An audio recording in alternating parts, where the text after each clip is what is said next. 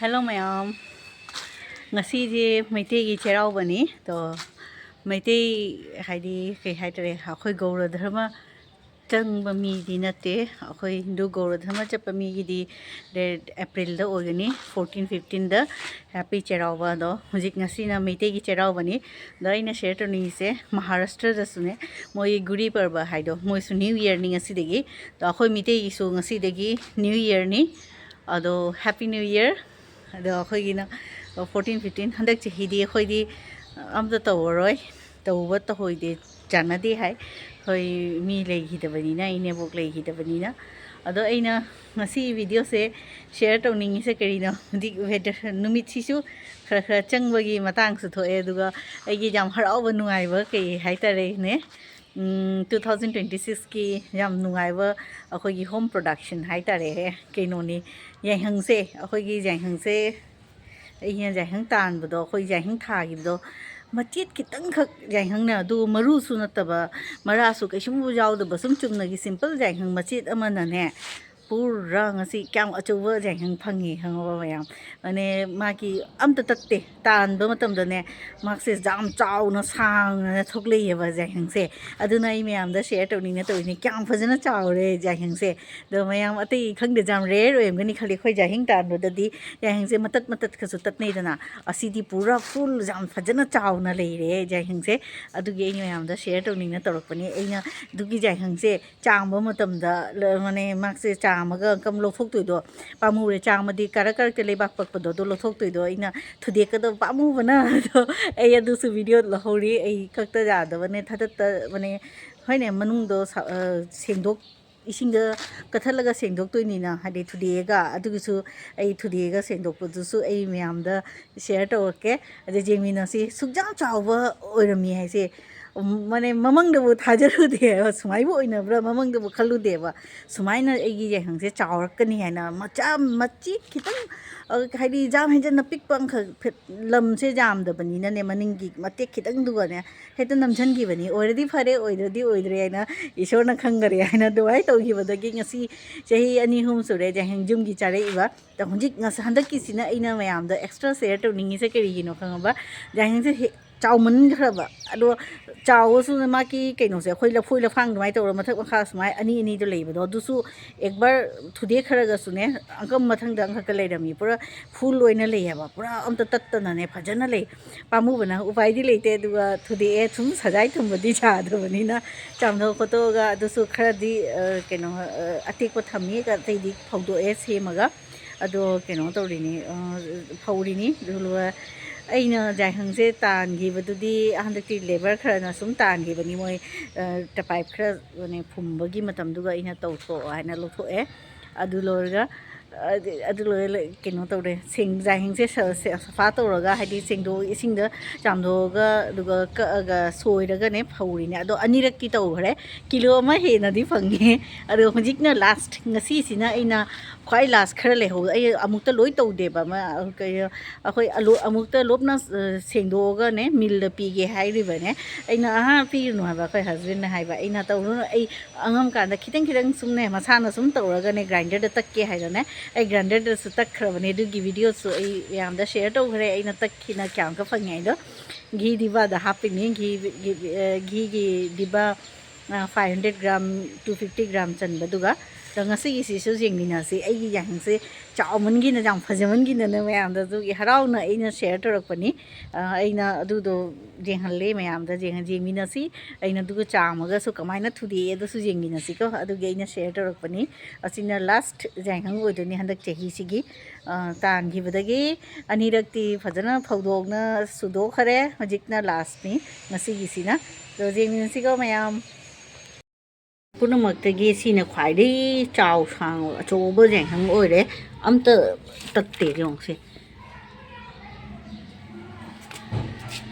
si yanghang se kyam sang gar no jong se mayam do si yanghang se mayam jing biu se kyam chaw sang gar kyam amta tik te tattan ne sum thana lei do se pura chawman batu ko ai sinai safa to ri ni sai hang se du si sing du se am ta tek te ꯁꯤ ꯀꯌꯥꯝ ꯆꯥꯎꯈ꯭ꯔꯅꯣ ꯌꯦꯡꯉꯨꯁꯦ ꯃꯌꯥꯝ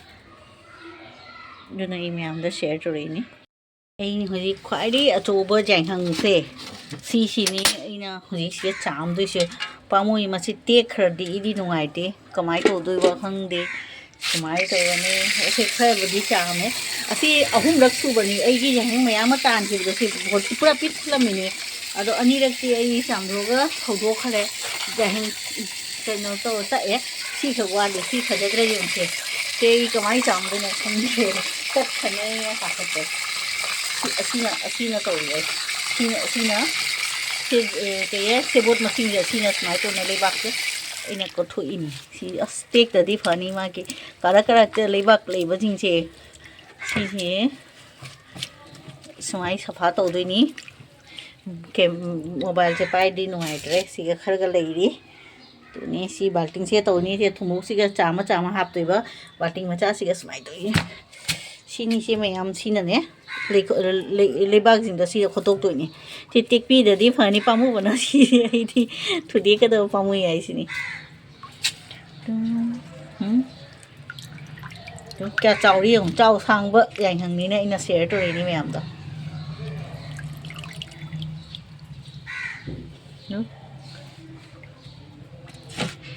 ꯍꯧꯖꯤꯛ ꯊꯝꯃꯒꯦꯀꯣ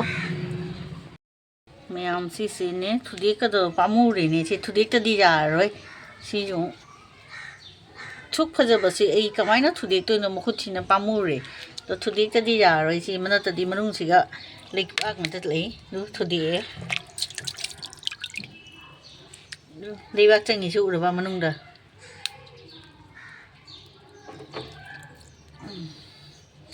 ꯁꯤꯅꯤ ꯑꯩ ꯊꯨꯗꯦꯛꯑꯦ ꯁꯤ ꯊꯨꯗꯦꯛꯑꯁꯨ ꯀꯌꯥꯝ ꯐꯖꯩ ꯅꯥꯀꯟ ꯑꯃ ꯂꯩꯔꯤꯁꯦ ꯌꯦꯡꯉꯨꯁꯦ ꯃꯌꯥꯝ ꯁꯣꯟꯗꯁꯨ ꯂꯩꯔꯤ ꯑꯅꯤꯒ ꯁꯨꯃꯥꯏ ꯁꯤꯁꯨ ꯊꯨꯗꯦꯛꯇꯣꯏꯅꯤ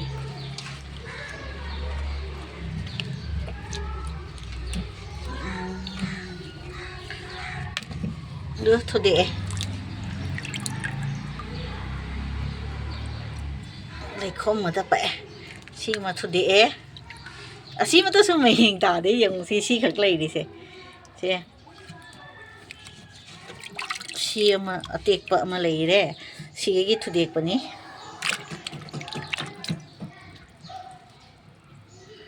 ꯁꯤ ꯑꯃ ꯂꯩꯔꯦ ꯑꯪꯈꯒ ꯑꯇꯦꯛꯄ ꯄꯨꯊꯣꯛꯀꯦ ꯁꯤ ꯑꯃ ꯂꯩꯔꯦ ꯍꯧꯖꯤꯛ ꯑꯃꯨꯛ ꯁꯤ ꯑꯃꯨꯛ ꯂꯩꯔꯤꯁꯦ ꯀꯌꯥꯝ ꯐꯖꯩ ꯌꯦꯡꯉꯨꯁꯦ ꯁꯤꯒꯩ ꯑꯃ ꯊꯨꯗꯦꯛꯈ꯭ꯔꯦ ꯌꯦꯡꯃꯤꯟꯅꯁꯤ ꯍꯦꯜꯂꯣ ꯃꯌꯥꯝ ꯑꯩꯅꯅꯦ ꯌꯥꯏꯉꯪꯁꯦ ꯈꯔ ꯀꯛꯑꯦꯕ ꯍꯥꯏꯗꯤ ꯁꯦꯝꯃꯦꯕ ꯆꯥꯝꯊꯣꯛꯑꯒ ꯁꯤ ꯈꯛꯇꯤ ꯁꯦꯝꯃꯦ ꯑꯗꯣ ꯑꯩꯅ ꯉꯁꯤ ꯊꯕꯛꯁꯦ ꯀꯌꯥꯝ ꯀꯜꯂꯤ ꯍꯥꯏꯗꯣ ꯑꯩꯅ ꯃꯌꯥꯝꯗ ꯁꯨꯝ ꯁꯤꯌꯔ ꯇꯧꯅꯤꯡꯉꯅ ꯇꯧꯕꯅꯤ ꯌꯦꯡꯃꯤꯟꯅꯁꯤ ꯑꯩꯅ ꯌꯥꯏꯉꯪ ꯀꯛꯄꯁꯦ ꯑꯩꯈꯣꯏꯒꯤ ꯆꯣꯞꯄꯤꯡ ꯕꯣꯔꯗꯁꯦ ꯑꯃꯟꯕ ꯆꯣꯞꯄꯤꯡ ꯕꯣꯔꯗꯅꯤ ꯑꯁꯤ ꯑꯣꯟꯂꯤ ꯐꯣꯔ ꯀꯩꯅꯣꯅꯤ ꯌꯥꯏꯉꯪꯒꯨꯝꯕ ꯑꯁꯤꯒꯨꯝꯕꯁꯤꯗ ꯃꯌꯥꯝ ꯑꯩꯅ ꯌꯥꯏꯉꯪ ꯁꯦꯝꯕꯁꯦ ꯌꯦꯡꯃꯤꯟꯅꯔꯁꯤ ꯑꯩ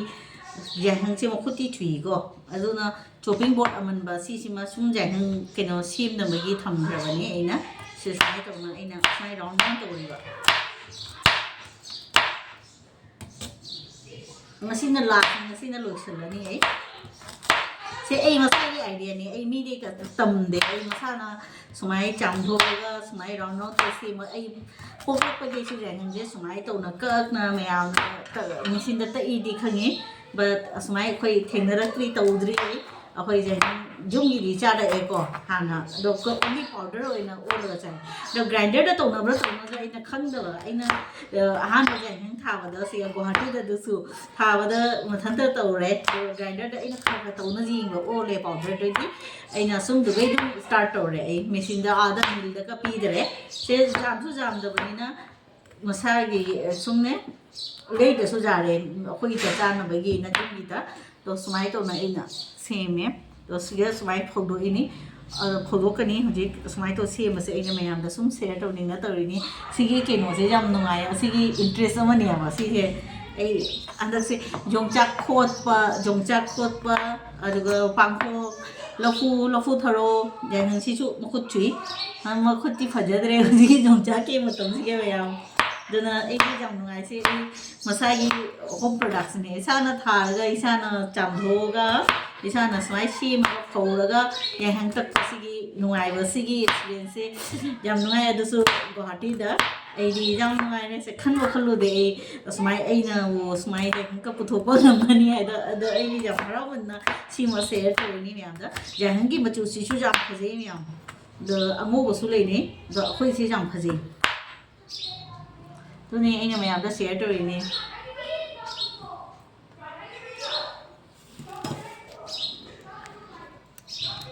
और तक पता सोचे हलक ने सिने से मैं आम सिना लास्ट हंदक चाहिए ये हिगोन की लास्ट जायहंग ने सिना अनिरक फो हरे सिना लास्ट ने से आमा खतंग द दुम पुलअप तोरे कंगा होय लिक्सन गिनी सी से तो ये इन वीडियो तो होरी नहीं मैं आम दा जेंहन गे है ना शेयर तो रिवा हंदक 2026 की चाही सिगी लास्ट जायहंग तान बनी माने जायहंग फौ बनी सेमगा सिंगा जायहंग ओहलनी ये नुंसा थोड़क पसिया वीडियो तोरिनी जाम नुंगारे नहानैदि नोंथि मंगना नुंसा गसे अमत उरुदरबने फी गसे फजना कंगदे दुमाय तोय ngasiदी लोय फी गसे मीजिंगे फौनरिबा दुगा अइनासु चा जायहंग सिसु तौसले सेमदोए चामधोगा सोइरे खरदी कचावनदी सुम थम्मी अइना हाइदि हिंगना दोसिनी एगी जायहंगदो सिना लास्ट जायहंगनी एगी तुनी चाही अमखक चाही अमा ने लेदरसु यारे चानबगी ओ अनि किलो अमा हेले अंखक लेहिबदो अइना हाना अनिरक तखरे हादि सेमना स्माइ फौना तौना दोनी से नुंसा का साबसे खतंग नुंगाइ होजिते कन्ना सागलकपदा मु नुंसा से जेंनिंगरोएबा दोनी से मयाम दा सुम शेयर तोरिनी से नुंसा सागलकपसिगा वेदर जिंजे नुंगाइरे